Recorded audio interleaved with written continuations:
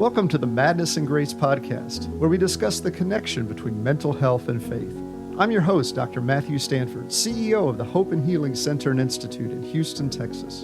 And I'm your co-host, Dr. Maddie Stiers, Chief Clinical Officer of the Hope and Healing Center and Institute. We're so glad you're joining us today. Each week, we explore personal stories, expert insights, and the profound ways faith can influence our mental well-being. Whether you're seeking comfort, understanding, or simply a new perspective, we're here to journey with you. Thank you for tuning in. Now let's get started with today's episode.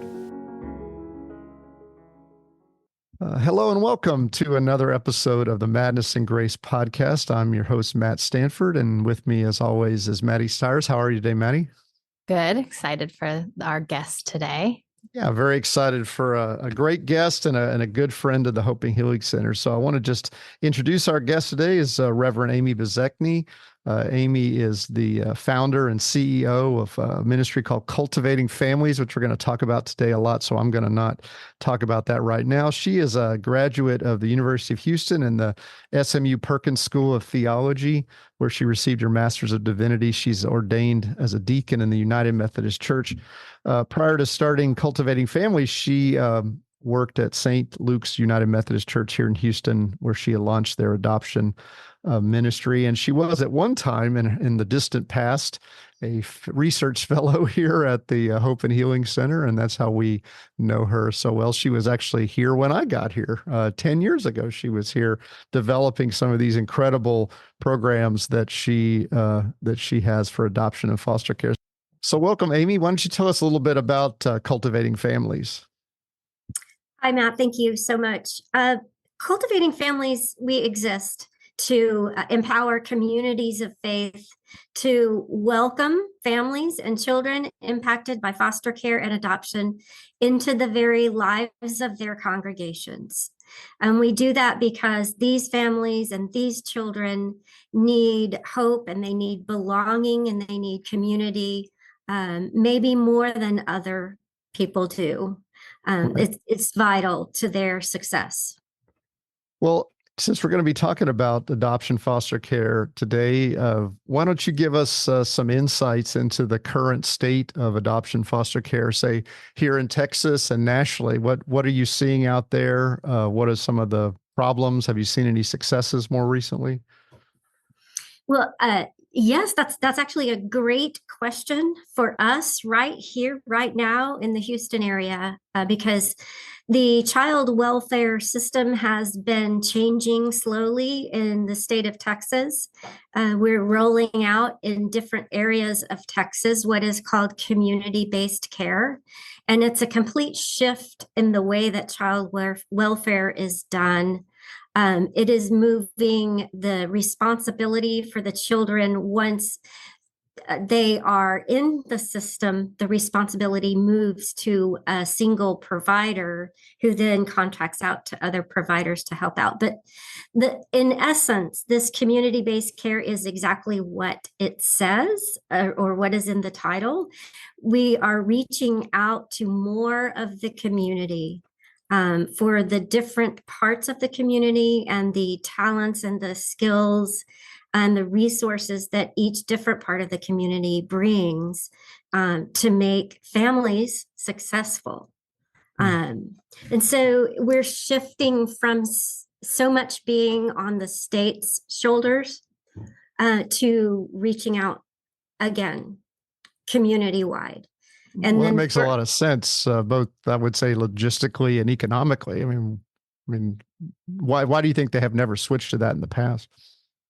Well, it came about over 10 years ago, if not 15, with, I think, some lawsuits and some holding people accountable and then redesigning and researching and look at what is needed. And that's how it came about. Why we didn't think of it sooner, I don't know. But it has been rolling out in other areas. It hasn't hit our area yet because we are so big. And a little bit complicated, but it's very soon. It's very soon. So practically, what does that look like when that switch moving into the community? What kind of support do you see the community offering in the places that have rolled this out? Well, Well, first, I guess practically what it looks like is the CPS, or the Department of Family and Protective Services, will still have responsibility for investigations, all of the reporting of any suspected abuse or neglect will go to DFPS. They will do the investigation. If a child needs to be removed, they remove them.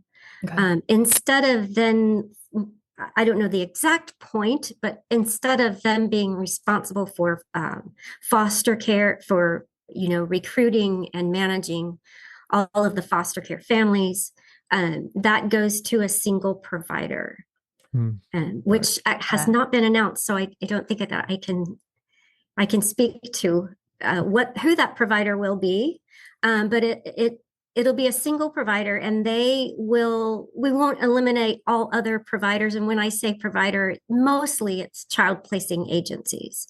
Right. And so that will still work in a similar way, with that each agency will do their part and have the number of children that they manage and recruit and families and all of that. So right. The community piece is a lot of awareness, a lot of education. You've got the judicial system, you've got the educational system, and then you've got community wide. And that's one thing that Cultivating Families really focuses on, is that nobody, I think so far, even in this new way of doing things, specifically mentions faith communities and what faith communities can be doing. And so at Cultivating Families, we believe that spiritual nurturing is as important as meeting the children's physical, mental, social, emotional needs. That might be a given in some nonprofits around, but we speak to it, we research it, we raise awareness about it, and teach people why that is so important. Why don't you tell us a little bit about how do you see faith communities being involved in supporting families and kids in this system, and what does that look like on a day-to-day basis? It is. It's definitely not rocket science. It is becoming aware of who the families are. It's becoming aware of the foster care system, what it is and what it isn't, reasons people are involved in the foster care system. It is a lot of awareness and a lot of education. A lot of our time is spent on awareness and education. We have to get to know the people that we want to welcome into our communities. We have to get to know the people we want to welcome into our very families, maybe eventually. And so that awareness and education. And the first piece of that is compassion for the families and the children. Less judgment, more compassion is what's important before you even begin welcoming them into the life of your congregation.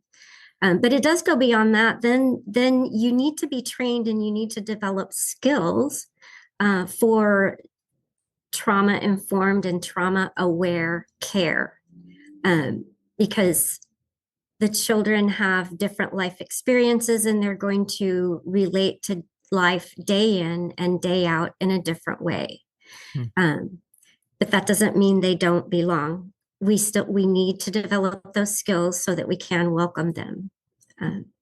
So it's the awareness, and it's the education and skill building, and then just some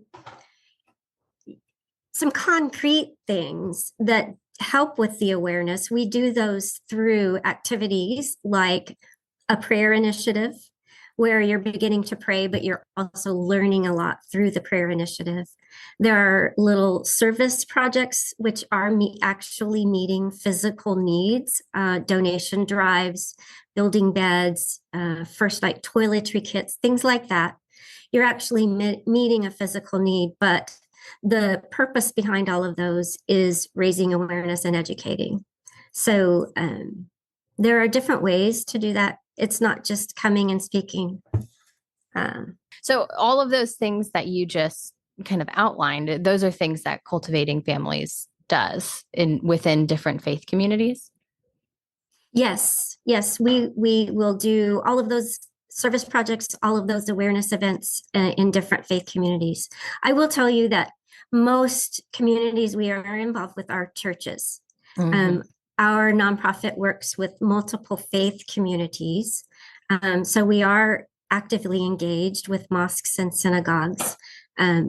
We have by nature, I think, done most things with churches. Yeah. Yeah. Sure. So working with the different faith communities, I mean, you're in it. You're kind of, I know you started your nonprofit here when you were at the Hope and Healing Center. So you've seen it from its infancy all the way to where it is now. I guess, what are some of the success stories that you could share with us, or some of those, the things that keep you going, the reason you're doing it? Yes. Well, that's kind of a touching story, actually, because about a year and a half ago, almost 2 years maybe, we sat around our board table and asked ourselves, the question, do we need to keep going? Do we need to keep doing this? And the reason was it's never become what we originally designed it to become. Right. And so we sat around there and asked that question. And someone finally looked at me and said, why do you keep doing this? Why do you get up every day and keep doing this? Yeah. Even if it hasn't become what we all originally thought it would become or planned for it to become.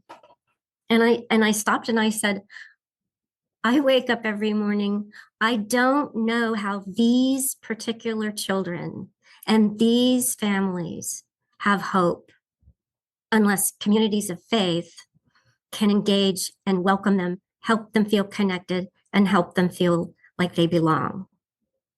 And a child can't be out there navigating the world alone. Sure. A family that adopts a child or a family that is fostering children cannot do it inside their own home alone. We all need community to do it successfully. Right.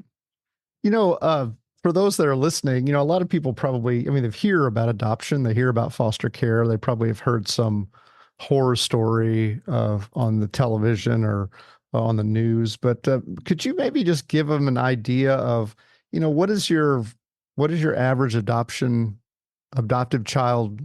Who are they? How long does it take a child to get adopted normally? I know you gave me I know when you were here at the Hope and Healing Center, you used to give me some great statistics on how many kids were in, for instance, the Harris County, which is the county Houston is in, how many were in the system that had the parental rights have been removed and they were waiting to be adopted.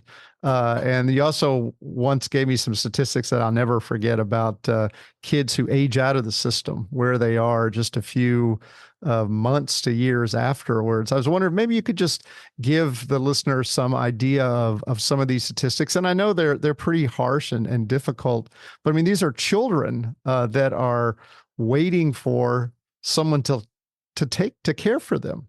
Right. And we don't want the state to have to do that. The state can step in and protect them for a short period of time, but maybe you could just give them an idea of who these children are. Sure. Well, most of the children are in the foster care system because there's a breakdown in society, really. And I was just teaching some children this morning about foster care and adoption, and emphasizing to the children in a vacation Bible school program that if a child is in foster care, it is never, ever, ever the child's fault. Right. These are adult issues, adult circumstances. Each case is different. There are many, many different reasons. Mm-hmm. But if they're born into home is not safe enough, then the rest of the adults around will step in and make sure that they're safe. And so who they are, I will say that there've been trends. I've been doing this for so long. My son is over 20 now, and he came to us when he was 2. At the beginning of that, there was kind of a trend where keep them safe, get them out of an unsafe space, get them into the system, get them adopted if that's going to be the route. And then the pendulum swung all the way to keep them in their biological family. By all means, keep them there. And then we're finally, I think, coming back to some middle ground of let's look at it case by case, circumstance by circumstance, and what is best for the child. And so these children come from neglect. They come from possibly physical harm. Mostly it's neglect, where they're not being fed properly. They're not being taken to school.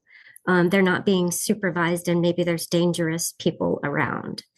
And so the children have grown up caring for themselves or being scared or traumatized, which is changing, as y'all know so well, the pathways in their brain. And we're getting all the way into trauma response for many years to come for these children. The statistics are similar than they were when we talked 10 years ago. But the main thing is in the greater Houston area. It's not just Harris County. So it's Region 6 of the Department of Family Protection regions. It's Harris and all the surrounding counties. And there are still, 3,000 or so children in care in just our region. And I don't have the latest number for aging out. It hasn't gone up or down drastically. So the numbers I gave you a long time, at the time you were right, that was 1,400.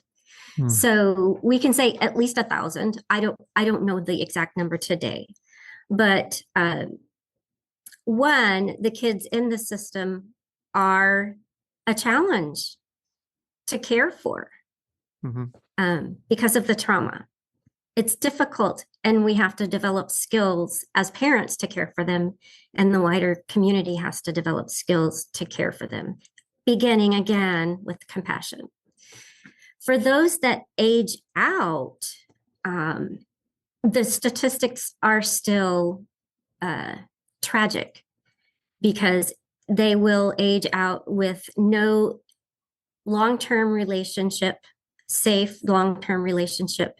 And I don't know about y'all, but I still need people as an adult to turn to when I'm upset, to turn to when I'm elated with joy, to share big things with in my life. And we all need each other.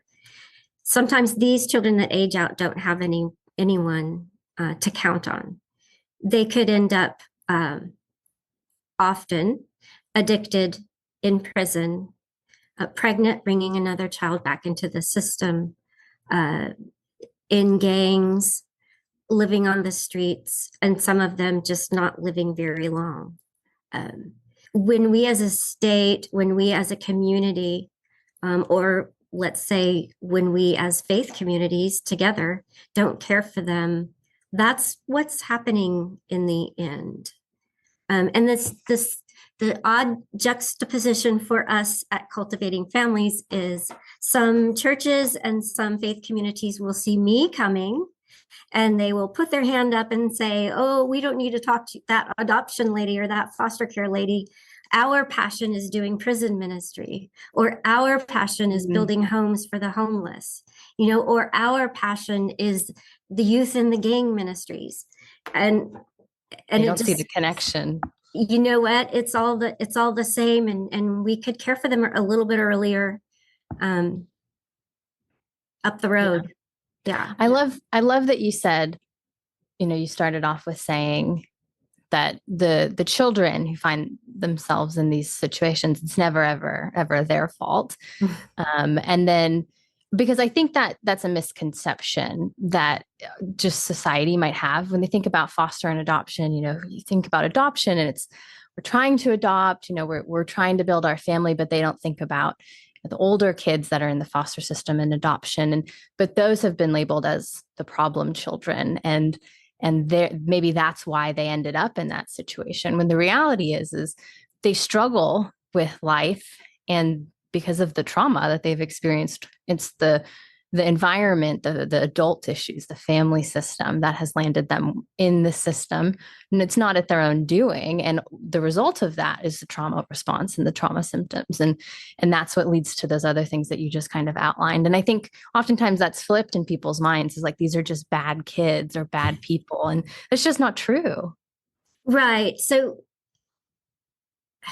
what you're describing is often ends up being, it's been on the news, so I know it's becoming a more common term in knowledge, but the CWAP, or the children without placement, they're more the older children. They are a big challenge. There are big behavior challenges with the older children, but you're exactly right that it's not their fault. It's their response to what their life has been like. Yeah. So are they difficult? Yes. Does it require great skill and passion and as a wider community, it requires a response from a psychiatrist or a psychologist within 30 minutes sometimes on any given day, or the police or medical professionals. But they're still worth caring for. Right. Absolutely. Right. It's not their fault. They're still worth caring for.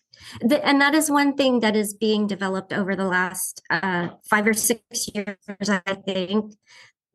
We've started trying out professional foster families, where they have extra training for the behavioral issues of some of the older children, and extra resources, and some extra support financially. So it's not, so they're in an individual home, but those particular foster parents have more training and more skill development to care for these older children that are harder to handle, right, day in and day out.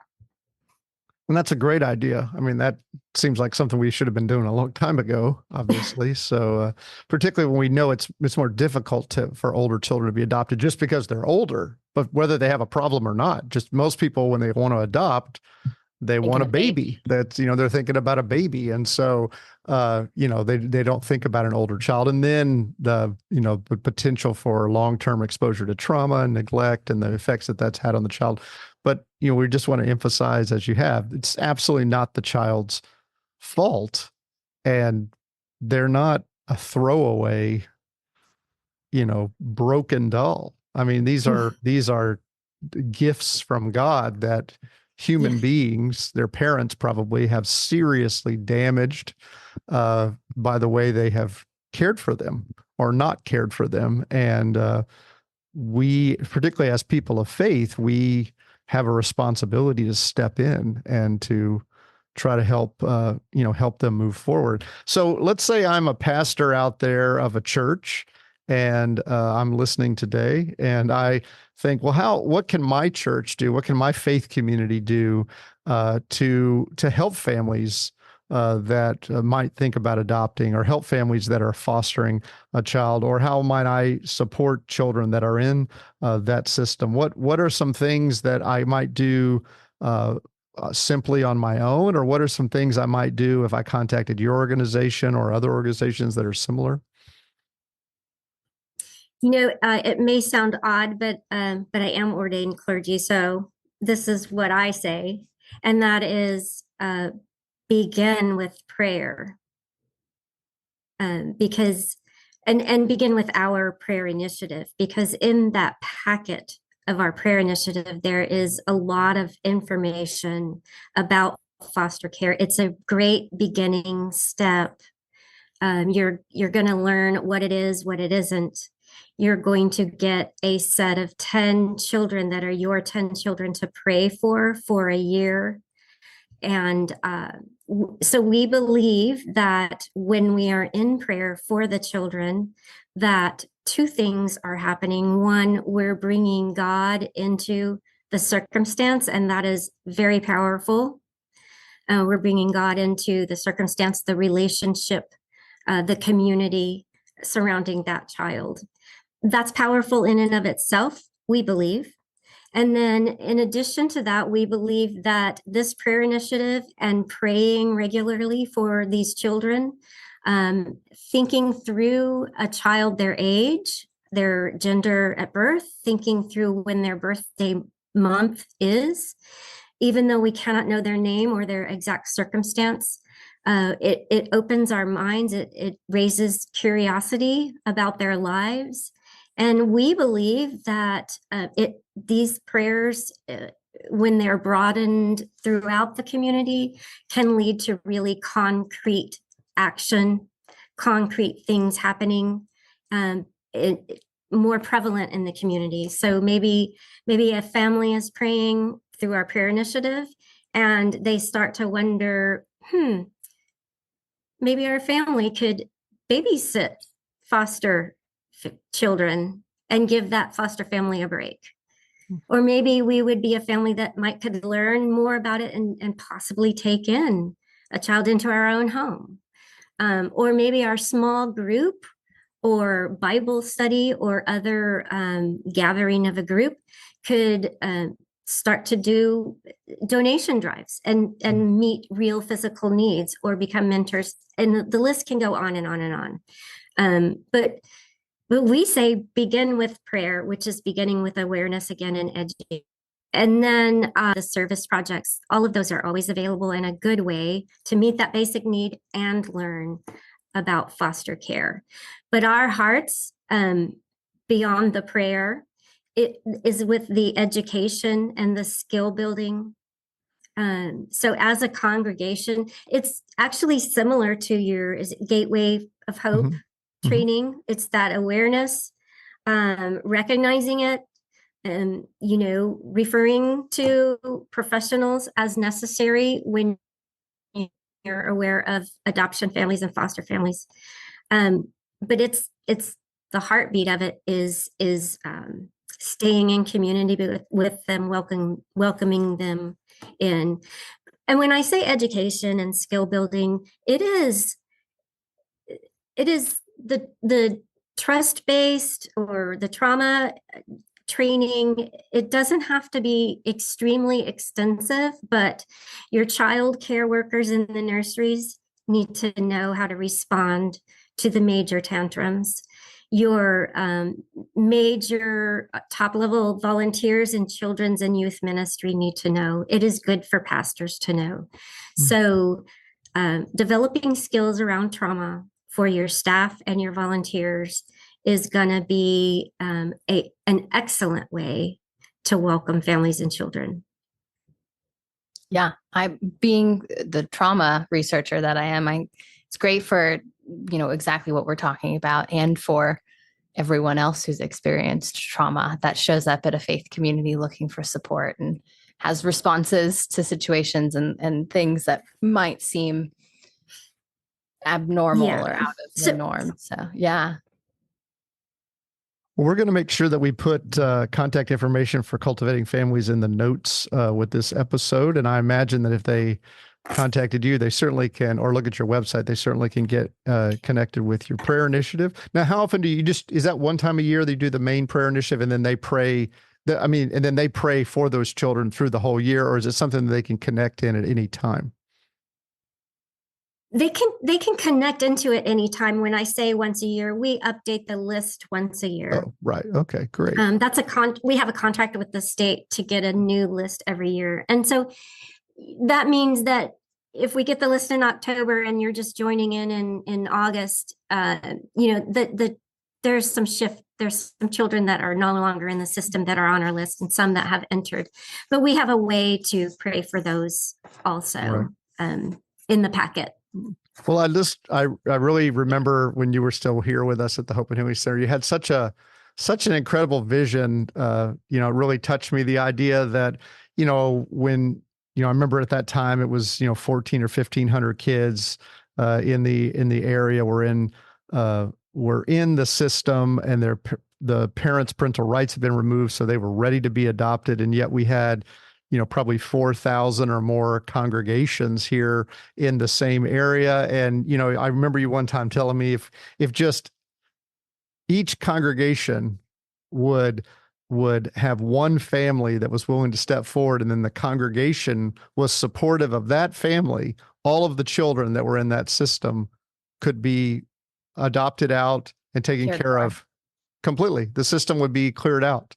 And, when you start to think about it like that, it becomes the overwhelming problem that it is starts to be more kind of plausible that it could be actually taken care of. But it also really, I think, is, it's a real call to the church to say, hey, it's time to stop talking about this stuff and do something, and I'm, really supportive of your idea of bringing prayer into this, and prayer is a starting point. But I think, prayer is a great place to start. But I do think you're right. I think as people are actively involved in praying for these children and learning about these children, God starts to work on their heart and say, well, it's time for your congregation to take a step. And if really just one couple in a congregation was willing to step forward and say they would adopt or foster, then that congregation has an opportunity now just to support their own congregant and a new member who is that child, and so it really starts to be less of a we're going to just step out here all by ourselves and see if we can make it, and much more of a, I hate the old cliche that we use so much, if it takes a village, but it really is you really now have a group of individuals that are going to be supportive of this child. It often reminds me of, in particularly in Christian churches, when children are either dedicated or baptized, a lot of times, the pastor will turn to the congregation and say, ask them some questions. Will you support this family? Will you? It's the same thing. It's absolutely the same thing. And what an incredible, statement that would be if a congregation would bring forward a family that just adopted a child out of the system and ask them those same questions. Would you be willing to support this family as they raise this child? That's your vision, right? That's what you're looking for. Yes, it's completely doable. Now, people listening to that, I guess, is been our frustration after so many years. And when I say that the nonprofit hasn't become what we designed it to become, there's something blocking that simple message that of the numbers of children that need families, and the number of churches, or if you broaden that, the number of communities of faith or congregations. So there's a lot of thought out there that adopting or fostering is a private, personal decision. And at some level it is. You're talking about your family. And it's not like any other ministry or project. Even if it's a long-term ministry where a congregation or a group in a congregation is actually in relationship with the people they're ministering to and with for years and years, they're still going home at night. Right. Or they're still going back to their own congregation on Sunday morning. Some of those things are like, you might mentor a child at your local school and stay with that child through the years, through his schooling years. That's a long-term relationship, and that's a beautiful ministry to have. But when we're talking about foster care and we're talking about adoption, we're talking about they're coming in to that couple's home for 24/7. If it's adoption, it's forever. Right. And we're talking about that couple and that family being a part of your congregation on Sunday morning, on Wednesday night, at VBS, at summer camp. It's a part of your life. And you being supportive of them 24/7, not just when they show up for an event. Yeah. When they're having problems on a Thursday night because the child maybe acted out, you need to be supportive. I have a question for you, and this is, I mean, I may be way off on my thought here, but do you, as somebody who really is, you not only are you an expert in adoption foster care, but you have the lived experience of adoption foster care. You like you said, your son was adopted. It. Do you think that, one of the issues is, and this is just a general societal issue, that particularly adoption. I mean, it really actually is a more modern thing that we talk about adoption, foster care at the same time. Right. Adoption is really, I would say, to most people, looked at as an option for infertile couples. Mm-hmm. It's an opportunity for you to have a child when you aren't able to biologically have a child. Is kind of the way that's the way you unfortunately think about it. You don't think about it as there are children that are desperately in need and they need someone to help them and care for them. It's really more of a, like, we don't have a child and we can get a child this way. And it's not that that's a bad thing, Right. but when you think about it only in that way, then once a child passes a certain age, they're no longer a commodity. And and also you don't think about it as in the great need that it is, that there are literally in the Houston area right now, there are literally thousands of children that need someone to take care of them. And we kind of wait till infertile couples step forward and say, we want to have a child, through adoption. Let alone foster care, which has its own kind of frightening concept to it, that somebody's taken a child away from their parents and now I'm going to be the one that's going to care for them for a while. And what happens when they get taken away from me and given back to somebody? Will I be able to handle it? Do you think that, I guess that's a long way to say, do you think that the way we have conceptualized adoption in our culture is probably a significant hindrance to what your vision for the church being part of this? I'm so glad that you described all that and brought that up. I don't know if it's all of society, but I can tell you that because those that are adopting a baby, an infant from a birth mother, there's a lot of that is what you described. But if you're adopting a child from the foster care system, it's a bit different. And so the question you're asking, or the direction, actually, our whole first class, which is 2 hours, we have an adoption and foster care decisions course, and I wrote the curriculum while I was there during my fellowship. It's really more of a parent-to-parent course where we are walking people through specifically the decision. Do we want to look further into bringing a child into our home through adoption or foster care? It's a gap that we noticed, something that wasn't available before. Before this curriculum, people would just have a whim that they think they want to do this. They would go to an information session, and actually, when you do that, you're starting the official process. And so, we wrote the curriculum to fill a gap there, that to educate people and help them walk through that decision. The course is now 3 weeks. Each week is 2 hours. There's a lot of reading and online things to do between the classes, but the whole first class, the whole 2 hours, is on compassion for the biological family and not judging them, because what they're dealing with is most likely generations and generations and generations of whatever issue has appeared at this time for this child. I can say that personally for our adoption experience, is that when I read the file of my son's birth mother and her family, my heart just went out to her, and I've prayed for her ever since, thinking that somebody should have stepped up and helped her.